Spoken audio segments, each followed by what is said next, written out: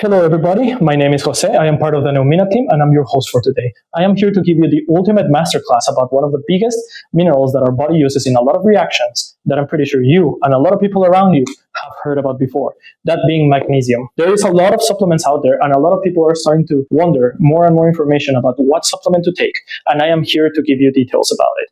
I will explain to you what it does, what happens when we don't have it, and information about different forms of magnesium that are out there so you can make an informed decision depending on each form. So let me start with a list of symptoms that I'm pretty sure a lot of you have felt before. How many of you are very stressed during the night, very anxious, you have that big presentation tomorrow, but you just can't fall asleep until like 4 a.m.? I know I went through the same.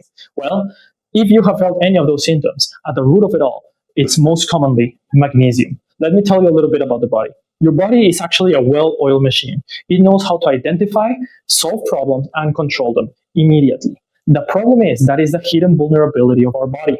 Because when it solves a problem, it's supposed to do it efficiently, fast, and then calm itself down. The problem starts when that reaction is constant, when that chronic stress or that feeling becomes a normal thing, that vicious cycle. And magnesium is no different, because when we have that constant stress, when we have that constant anxiety, our magnesium levels are actually dropping down. You see, most of us look at magnesium as just another supplement that we buy inside our supermarket. But that's not the whole story, because as a scientist, we look at magnesium as an actual molecular foreman in charge of a lot of little construction workers inside your body. In a landmark medical review done by Physiological Reviews right here, magnesium is implicated in over 600 enzymatic reviews. That is a lot of them. So when those levels start going out because of that constant stress, because of the symptoms that I explained before, a lot of that construction work that is going inside your body begins to stall, begins to slow down. To better understand how to protect your system, we need to understand the three main jobs that magnesium does inside your body. The first one being shape. You see, inside our body, we have multiple molecules called enzymes. Enzymes are in charge of many, if not all, reactions that happen inside our body. But they cannot do it alone. They need energy. And all that energy comes from the universal molecule of energy, ATP. Without ATP, without that molecule of energy, enzymes cannot do their job. But I want you to look at enzymes as puzzle, as a big, big puzzle. So every time you see an enzyme, it's actually missing a piece. It's actually missing a piece. Without that missing piece, it cannot do its job. And ATP actually wants to help. It wants to fit into that puzzle. So it tries to go into that missing piece. But as you can see, they don't match. It has to be a perfect fit. If not, the enzyme will not be able to do its function. And that's where magnesium comes in. Because magnesium acts as the connector, as the link between those two. So what magnesium does is wraps around that ATP piece and then immediately connects itself to that enzyme so that the ATP can bind to the enzyme, give the energy, and do its function. That's why the shape is very important. It needs to be a perfect fit. If not, the enzyme will not be able to do its job. The second function I like to call quiet. And it's going to make sense very soon, because now we're entering the brain part of the functions of magnesium. Because I want you to visualize your neurons. Your neurons have a membrane, have a wall that has specialized receptors. Now, I know what you're asking, and is what is a receptor? Let's call receptors specialized gates in your cells, which basically dictate what goes through, what cannot go through, and depending on the situation, they will do different functions. These specific gates are called NMDA receptors. Their function is to either activate your neurons, fire them up when you need to be alert during a lecture, or be completely deactivated, which is basically when you are going to rest or you're going to sleep for the day. That's what happens when NMDA is deactivated. So who is the one that controls what goes through and when they need to be deactivated? Well, it's magnesium. Magnesium is in charge of what goes in and what doesn't go in. So when magnesium is inside those receptors, no signals can go through. They're completely blocked off, so nothing goes through, so those NMDA receptors are not activated. Your body is at rest, you are calm, there's no noise in your brain. So when you need to be alert for those lectures, when you need to be alert for a big presentation, magnesium goes out of those gates. So those NMDA receptors are now active. So your brain can actually increase that noise and make you alert, so you can be ready for that presentation. But what happens when you don't have enough magnesium? Magnesium is that security guard. So if you don't have enough security guards, a lot of people are starting to go through, right? So when we don't have enough magnesium, there's no security guard to stop all the noise to activate the NMDA receptors, which is why we are constantly alert, we don't go to sleep, even though it's like 3 a.m., and why our brain is literally screaming at us. That is the second function, being quiet, to actually turn off your brain. So let me talk to you about the final function and problem of magnesium, which is delivery. Because a lot of us think that we just need to take one magnesium and that's it. Like we take magnesium glycinate and boom, magic, it goes directly into our brain. But that's not what happens. Because magnesium gets absorbed by your gut. It first needs to be absorbed by your gut. And what we absorb isn't exactly magnesium glycinate or magnesium oxide. What we actually absorb is the magnesium by itself. It's just pure magnesium. And inside our body, we have specialized proteins called TRPMs. One is TRPM6 and the other one is TRPM7. These two proteins are very important because those proteins are the ones that identify, that make the connection with magnesium. Certain organs inside our body have TRPM6 and other ones, like the ones in our brain, which are TRPM7, are those specialized proteins that will recognize the magnesium and then will absorb it and help with those functions. That actually does the job.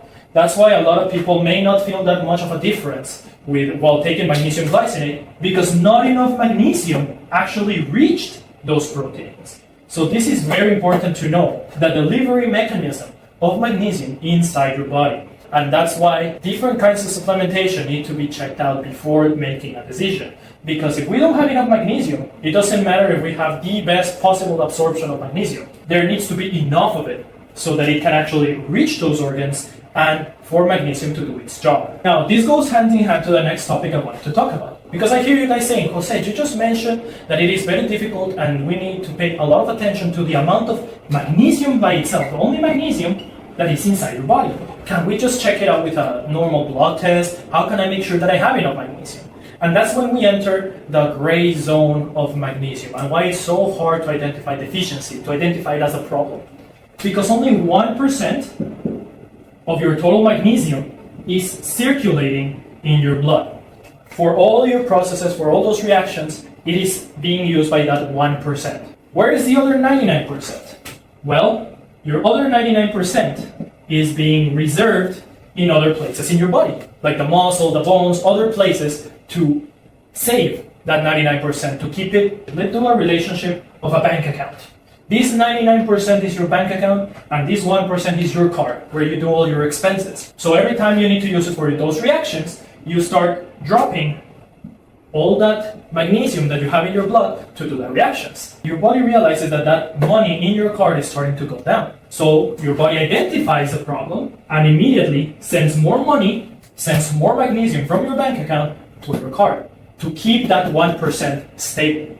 And that's the problem, because when you take a blood test, since your body is constantly maintaining this into a 1%, you will never see a test that is with low levels of magnesium, because your body is constantly replenishing it. So you don't even know if your bank account is still at 99% or if it is at 60% or 40%. You have no way of telling, which is actually one of the researches we have found, because a major clinical review published by the Journal of Open Heart explicitly warns us about this diagnosis, because they have found out that only 1% of that magnesium is being circulated in your blood. Now, I hear you asking, so what can we do? How do I know if I actually need magnesium? We need to go back to the symptoms. When you're feeling that muscle tightness, when you cannot go to sleep, when you feel very stressed and tired. A lot of those symptoms can be caused by a lot of different things. And I know it can be difficult to identify and difficult to understand.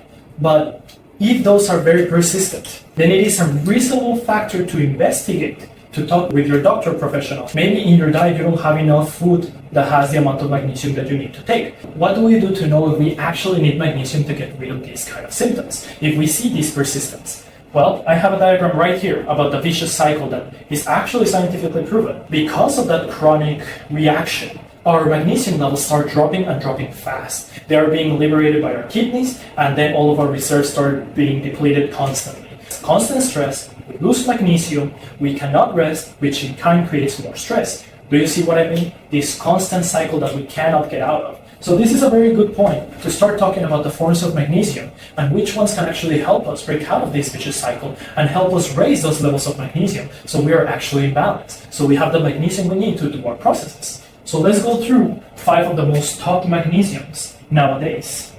Starting with magnesium oxide. Is one of the most common magnesium forms you're going to see in the market. And that's because it's actually very cheap to make. It is an inorganic form of magnesium. However, in this article I'm going to show you guys right here, magnesium oxide has been found out to be very poorly absorbed by your body. So when you get magnesium oxide inside your body, you actually don't get that much magnesium inside your system. When compared to the next form of magnesium that I'm going to talk to you about, which is magnesium citrate. Magnesium citrate, compared to magnesium oxide, is an organic form of magnesium. The inorganic form is very bad at being absorbed by your body, while the organic form is actually quite good. In this article that I'm showing you guys, it's actually been compared different types of magnesium. And magnesium citrate was shown to give even better absorption to your body than magnesium oxide. And that's actually a very huge plus because this is actually considered one of the best to raise those levels of magnesium inside your body, to help with the storage, to help with your bank account, to put more magnesium toward the 99% that we cannot see.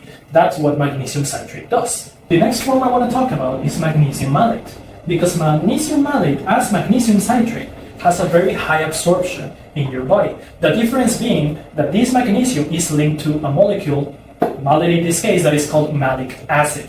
Malic acid is used inside the mitochondria in our cells to produce energy. Remember ATP? That's where magnesium malate comes in.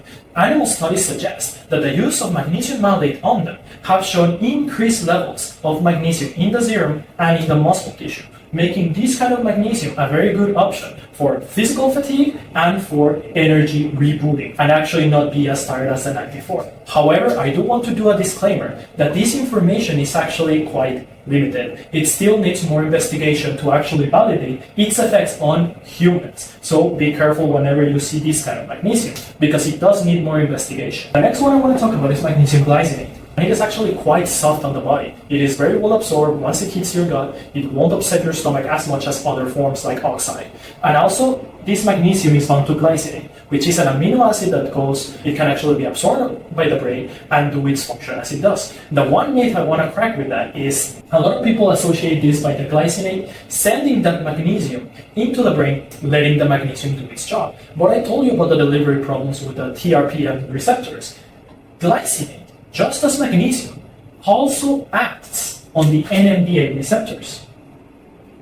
Not as much as magnesium, but it is a cofactor. So it does kind of interact with those NMDA receptors. So it also has a job in calming down our nerves, which is something not a lot of people know. So current research is actually still working in checking out how much glycinate we actually need to have to combine with that magnesium to help in that difference. Magnesium L-threonate is actually a new form of magnesium that has been recently developed to actually reach your brain safely, to actually help with that absorption. Through animal studies have shown increased level of magnesium in the cerebrospinal fluid, meaning they do have a better absorption in the brain. Likely, the most discussed possibility is through glucose transporters. Glucose is the sugar that we ingest, and certain transporters are needed to use this glucose for energy. So L-threonate does the same, to actually reach the brain and be absorbed. The problem is, other animal studies show that other versions that are also new, like magnesium acetyltaurate, actually increase more serum levels of magnesium than L-threonate. This is relatively new. More research needs to be done to see if it is actually more effective. However, it is said that this form of magnesium is probably one of the safest, least upsetting of your stomach. Now, let's draw up some conclusions of what we have learned so far. After looking at all the forms of magnesium, like the organic forms, like glycinate, malate, citrate, the inorganic forms like magnesium oxide, and even newer forms of magnesium like magnesium L-threonate, we can conclude one thing. All of them are created for different purposes. not one is created equal to each other, like magnesium oxide, that we know is not that well absorbed. Or you also have an advantage if you have a specific symptom to treat, because you can take magnesium malate for that physical fatigue, or you can take magnesium glycinate when you want to sleep better, or maybe you want to try some of the emergent magnesium forms like magnesium L-threonate, which is said to give you better brain absorption. However, all of them are still in development. But none of that is as important as what the clinical evidence supports. Don't buy into marketing strategies. Don't overthink which product you're going to get from the supermarket. The most important thing is choosing a magnesium supplement that is well tolerated by your body, is high quality, and is absorbed well by your gut. If you support that at the appropriate dose and take it consistently, with a diet high in dark leafy greens, nuts, seeds, and whole grains, is all you possibly need for your magnesium supplementation. So give your body the most bioavailable source possible. Put that molecular format back to work so you can stop that vicious stress cycle from happening. My name is Jose. I was your host for today. Stay scientific, and I'll see you in the next Neuma breakdown. See you later.